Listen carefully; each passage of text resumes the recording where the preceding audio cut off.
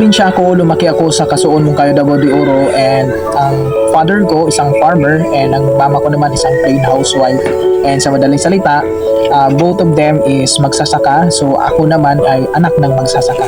So lumaki kami sa probinsya ng Kasuon, Moncayo, Davao de Oro, and dahil sa hirap ng buhay, maaga ako namulat sa realidad na kailangan talaga na kapag ikaw may pangarap ka, so kailangan mo talaga na makapagtapos ng pag-aaral. So yun talaga yung pinakauna kong nakita na solusyon sa kahirapan namin. And sobrang hirap doon sa province namin kasi doon ma-experience mo talaga yung buhay na probinsya, no? So mahirap talaga. So dahil sa hirap na yon, na kailangan ko na makitira sa lolo ko, sa tita ko para makapag-aral. And naalala ko nung nag-aaral ako ng high school, so kailangan talaga na maglakad papuntang school, galing sa bahay papuntang school, and galing sa school papuntang bahay. So every day, so 8 hours yung nilalakad ko. So kailangan talaga na maglakad ka ng 4 hours na papunta sa school kasi malayo, and then galing din sa school.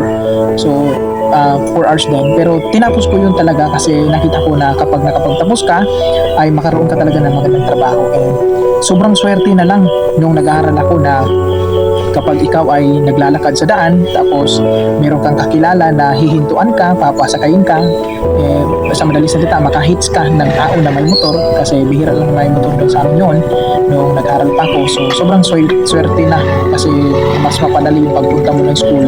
And dahil sa hirap ng buhay, naranasan ko talaga na kailangan kong makitira sa ibang tao para makapag-aral. So yun yung na-experience ko. Then dahil farmer yung papa ko, yung meron kaming lupa, so naranasan ko din talaga magtrabaho sa bukid.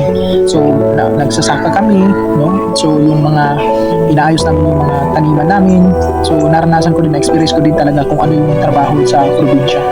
And dahil doon, nung nakapagtapos na ako ng high school, sa awa ng Panginoon, nakapagtapos naman ng high school, ang ginawa ko ay nagtrabaho ako. So una, nakapasok ako bilang isang construction worker. So nagtrabaho kami sa tulay. So bilang body ng maso, nagtatrabaho kami nagayos kami ng mga gabyo, nagpapile kami ng mga bato sa ilalim ng tulay. And hindi lang yan, naranasan ko din na magtrabaho sa isang palengke sa Agdao Public Market bilang isang vendor. So doon ako namulat sa realidad na kapag ikaw pala is gustong kumita ng pera, kailangan mo talaga na paghirapan. So doon ko naranasan na magbenta. So doon ko naranasan na magbenta ng mga root crops sa palengke, ganoon. And sobrang dami experience. And naranasan ko din na magtrabaho sa lahat ng establishment sa Davao City as a cook and delivery. So nagluluto kami, so dinideliver namin sa lahat ng mga establishment sa Davao City, sa ospital, sa mga mall. And siguro wala nang mall dyan sa Davao City na hindi ko napasukan dahil isa akong cook and delivery. So nagluluto kami ng daling araw sa bahay ng boss ko, tapos dinideliver namin sa lahat ng mga establishment kung saan meron siyang stall. And dahil hindi ko pa rin namit yung gusto ko, nagtrabaho ako bilang isang security guard. So naghanap ako ng ibang trabaho. So akala ko na kapag security ka is okay na. So hindi pa rin pala. So nakapasok ako bilang isang security guard sa isang gas station sa SMGR sa Moncayo, Davao de Oro. So under naman ako ng Sherlock Company sa Nabunturan. And dahil sa pagiging empleyado na palipat-lipat na lang for 8 years, so doon ko na-realize na sa dami kong pinasukang trabaho, sa dami kong naging experience, so hindi ko pa rin namit yung gusto kong buhay or gusto kong mangyari. Kasi kagaya na sinabi ko sa'yo, so laking probinsya nga ako, so maga ako namulat ng realidad ng buhay. So sa kahirapan, nakita ko talaga na kailangan talaga na gusto ko talaga or pangarap ko talaga na maging successful sa buhay. So dahil doon, tawag natin, naghanap ako ng opportunity, and very grateful kasi nakita ko itong empowered consumerism dahil sa tulong ng aking upline na si Coach Albert Jasma.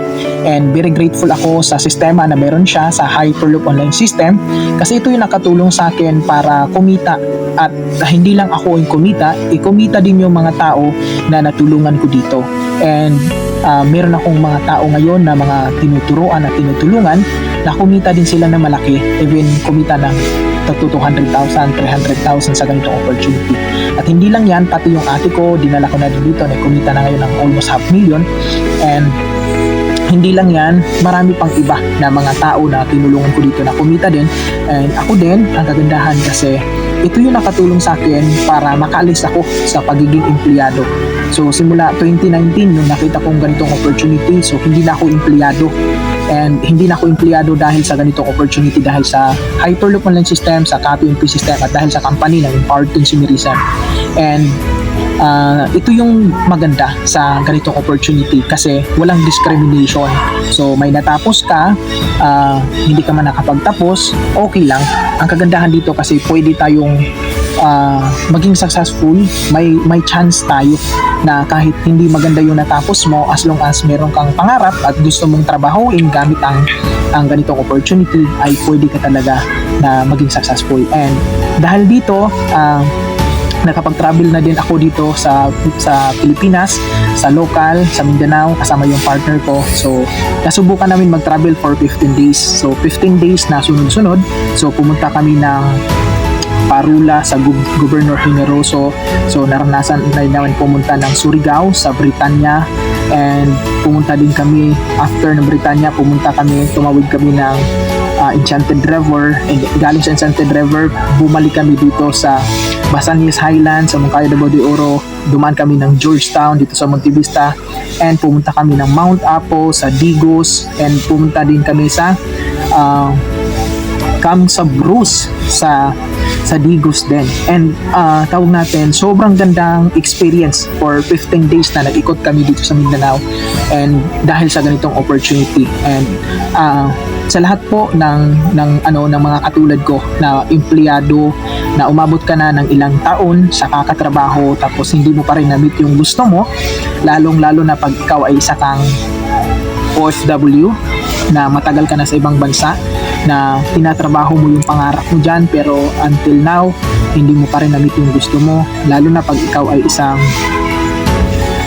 empleyado na matagal ka na nagtrabaho pero hindi mo pa rin na-meet yung gusto mo. So walang masama kung susubok tayo ng mga bagay-bagay na bago, kasi nung ako nagsimula sa ganitong opportunity, sobrang hirap kasi hindi ako mateki. So sa madaling salita, hindi po ako ganito na marunong maggawa ng video, hindi po ako magaling sa Facebook, hindi ako magaling sa computer, kasi laking probinsya nga, so walang computer, walang cellphone na maganda doon sa amin.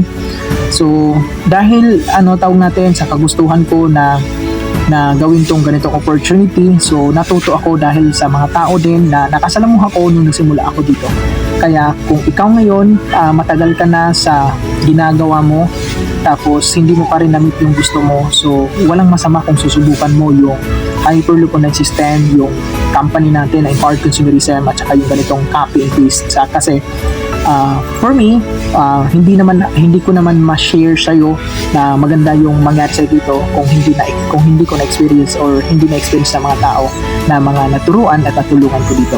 Ang kagandahan kasi naging part ako out of 1,000 na member ng Hyperloop Online System sa community natin, sa community namin, naging part ako ng top 100. Kaya kapag ikaw ngayon nahihirapan ka na sa life dahil hindi ko naman alam kung ano yung situation mo, or ikaw ngayon may pangarap ka pero hindi mo pa rin na-meet sa kung ano man yung trabaho mo ngayon, isang lang masasabi ko sa'yo, so kung hindi mo gusto yung situation mo, pag may opportunity, sumubo ka.